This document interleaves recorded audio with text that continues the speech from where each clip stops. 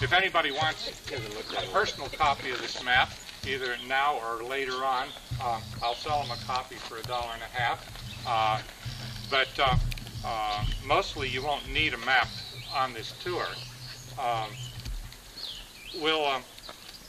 What we'll be doing is traveling by car from point to point. In other words, we will drive to a certain point, and then we'll get out and we'll walk around and talk, and we'll get in the car and go to another point. And the pattern of the tour is going to be this, in case you get lost or something, or know where to pick us up next. We'll go from here over down the Lowell Hill Road, across the bridge up to where the old town of Little York was.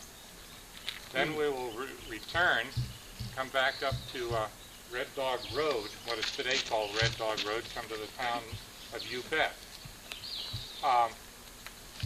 After going to the town of You Bet, we'll go out the Bluff Rd part way out to a point where you can see the diggings north and south and some of the other spots there. And then we'll come back to Red Dog Road and go to the town of Red Dog. And after that, we'll be coming back here. Although you're free at that point to do anything you want. Chuck has invited anybody who wants to come and eat lunch beside the lake. If you want to go back to one of the places we've been, that's fine.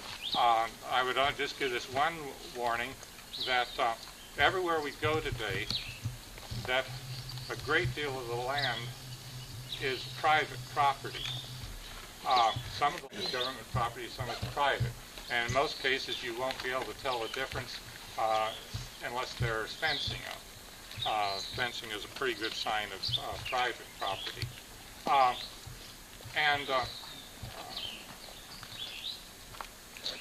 So in some cases, we may not go and examine things as closely as you might want to for that reason. Okay, so without any...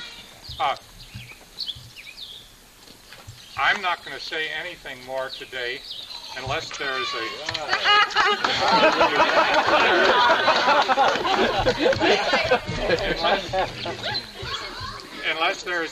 unless there's a question that Jerry can't answer that I've got the information for, and I don't know whether that will happen or not. That was supposed to be my I took away your only line. Okay, and so I introduce to you Jerry Brady. Snakes out, Jerry? No snakes. Don't worry about snakes, no. Not yet? Okay. Yeah. Boy, this is great. I've never seen so many people out in You Bet for 40 years. Yeah, this is wonderful. It'll be a good chapter in your book. Yeah, boy, it certainly will be. But he stole my line. Dave probably has forgotten now more about where a lot of things were than I'll know, especially about Red Dog. And because they didn't let us get very far from You Bet when I was a kid. But just great being here. And hey, I'm ready to go. Oh, and would you introduce Lydia, your beautiful wife? This is my wife. This is my wife, Lydia. She's been escaping me all morning, so it's hard for me to introduce her. She's my right hand. And she's take off your hat and say hi. And I see Nobody's asked any questions of me yet.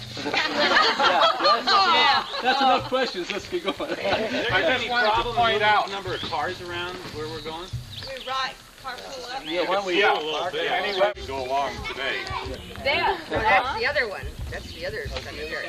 Right up here, I think, is the one he's talking about. Some road. Oh, you mean we've got our able-bodied, shoveled man here? Hopefully. Well, this is what Tom Brady used to do on the road. Look at that.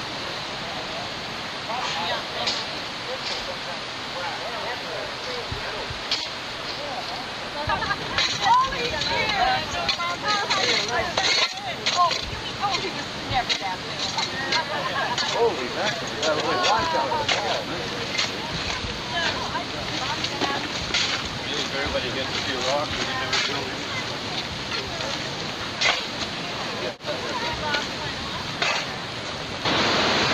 We're right in this part here. Then we climb up through here. walk all the way up to that water, climb up in under the falls there, and that water would just come in that. Oh, God.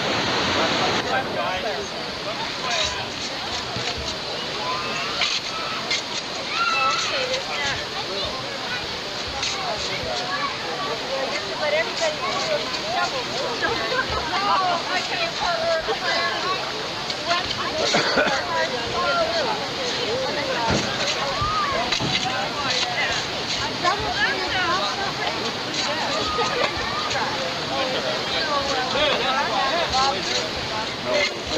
Last of the town side of New York. Okay. Want to address the whole... That's I'm sorry, I get yakking away here like I'm talking to myself. Well, I mean, as far as I know, yes.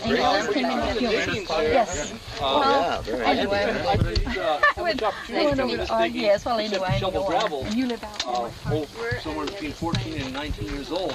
But the other road keeps on going up to the top of the hill, and then it forks off there. When it forks off to the Lowell Hill Rd, the Dutch Flat Road, right in there was a lot of several old buildings and all the foundations and bushes and pear was on top of the hill. She fell in the mud, Mother. Keep going where it intersects on the top of the hill. Come on. Like Looking at the old Dutch Flat, the old road to Dutch Flat. yes. Okay. Now this area here is the first place that gold was mined in this part of the county, the earliest part. Actually, say the diggings that we tried to get to on the other side were approached from the Bear River and from the Emigrant Trail. We're almost standing on the Emigrant Trail. Came on through here, and so a lot of people were in a rush to start gold mining in '49, and they started hitting the Bear River this other side into Steep Hollow, and they started mining Steep Hollow. They started mining up the canyon that we call Wilcox Ravine now, which as we go back and cross the bridge, it's on the right-hand side. Where the man was, you saw the equipment down in the gorge. Yeah. All right. So they were mining up that canyon in early '52. Also, when we came down off the Red Dog Road on the Lowell Hill Road, as we came down, there was a big canyon on your right, the Birdseye Canyon, later called Hankins Canyon and all kinds of ravine. But anyway, they started mining where Chuck Jensen behind where the medics lived, somewhere in that area again. That town disappeared area, and they called it the Corn Hill Mining District. So there was a Little York Mining District, there was a Steep Hollow Mining District, a Walupa District, not a Walupa, Walupa was part of Corn Hill, and there was a Chalk Bluff Mining District, all in '52. And this was before hydraulicking started, so we know that the Chalk Bluffs were at least partially visible before the hydraulicking ever started, that they gave that name to it. Oh yeah, there was a town. That was the first, around 1852. 52, the spring of '52. Question, Yeah. Jerry. I've heard that all of the gravel in the Greenhorn is from the hydraulic mining, and I've also heard that it was that way before they started mining. Oh, I don't know about that before they started, but it certainly is from the mining, because that's where they had to go there. It's just the natural. Yeah. There was one of the big... someone said that there was information that it was closed gravel before they even started, which doesn't seem reasonable. It is not reasonable. No, might have been some gravel in there, but Wasn't where the bridge crosses the Greenhorn on U-Bet, wasn't that a pretty deep gorge or canyon before it was filled up by the gravel? oh, you've got that gravel's probably 60 to 100 feet deep in places. I think that's the Hanson figures. It's 100 feet deep under Hanson. Bob Lawton knows something about that. You had lots of go-arounds with Hanson. You learned a lot about that. Yeah. They're all pleasant now. I don't know how deep it is, but it's pretty deep because it used to be you could see trees sticking out of the gravel that would be this big around, so it had to be 50 or 75 feet farther down for those trees to ever grown. And most of the Red Dog digging went into Greenhorn Creek. Because it's on that Greenhorn water. Most of you bits went into That's right. Steep Hollow. Right down Wilcox Canyon. If Chalk Bluff didn't get its name, David, get out of the mud. Well, the upper part of the chalk cliffs. Yeah, it was still chalky. Yeah. And that was there before. It all has to go over that hole. Yeah. And once it got It was the first named district down in here when they were just still just working the creeks and canyons.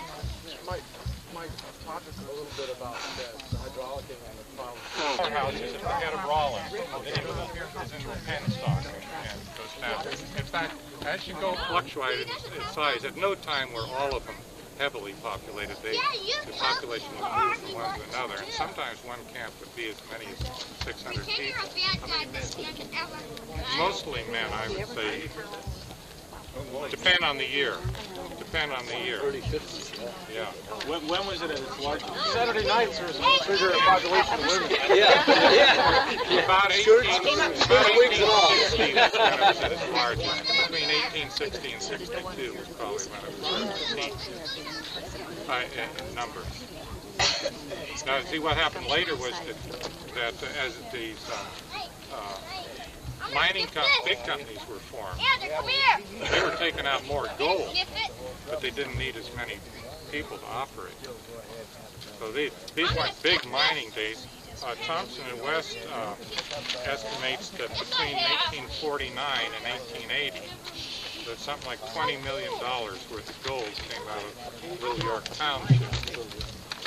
And say that was before most of the mining that Jerry talks about in his book. So I don't know how much gold was taken out. David, stay away. If you wanted, just by way of the sidelight, if you wanted anything done in court in those days, the price of getting anything done was an ounce of gold to the judge. Is there a place that where we are on this map? We're just in the lower right-hand corner. It may even be off the map. That white part. Where's mine? What year, Jerry? The saloon, I would say now, I have to just go back to about 1910. Now this is 1910. So and on Dave's map, it'll probably show you previous sites and previous times on Dave's map. But I have to go 1910, and then there again, the Cloudman, he's got a beautiful picture here. People want to circle around here. And then Cloudman and Fox General Store, and it's approximately right in here, in this area right here, across the roadway. And the next thing up the line from that was the hotel, and just prior to 1910, that was owned by Barney Cahill. And then just up from that, then there was from the hotel was a building which became the UBET school, kind of a transitional school, which really sat right up on that knoll, top of the knoll. After the initial school had burnt down in 1908, they moved there on top of the hill before they moved down into the old Jack and Bill McCarthy home, which was the last UBET school, and that'll be down the road a piece. I see Dave is making some sites here. So now right down in the back here, right down the hill, I don't know if it's still there was an old chestnut tree, and right next to that old chestnut tree was the home. We could move over this way. And, we did, my dad had one tunnel. My dad, as time went on. And then the home started, the snow home was right down here below the hill, and then the Jack Davis home, and then following down the roadway, well, you had Ward Davis, you had the Barker home and Bottom Lane as you wind on just below the ditch. And the ditch came around and went right underneath the roadway here, just about the back of this bus here, went underneath the roadway and split right over here. Part of it went out into the digging, and the rest of it went on down to Waluka, and then ran down the hill, and it would go down to Brown's Hill this way. So this is the tunnel. Were there more roads down below that? No. Well, yeah, there were roadways. Okay, the Indian Steps, as you see Chalk Bluff Mountain there, and you see the big, the wide piece of chalk, well, just above the chalky part above that is pretty close to the old wagon road that goes from Chalk Bluff to the Hussey Diggins. And when I was a kid, I used to walk along there, and I don't know if it's anymore, but there's big holes back in there. caulk holes, and up to about 1950, there were all the described in there, the Huzzy kids and the Brady kids and everything, and it had been there since about the 1880s, 1890s. I don't know if it's still weather worn and gone now or not, but up to that time it was very still there. Yes, the Indian steps. The Indians evidently. Well, when my dad put up this. For several things. Now, as you look in the U-bet diggings here, where the reservoir is, and we'll pass the reservoir, it's right over here by, just look, take a beeline straight across there,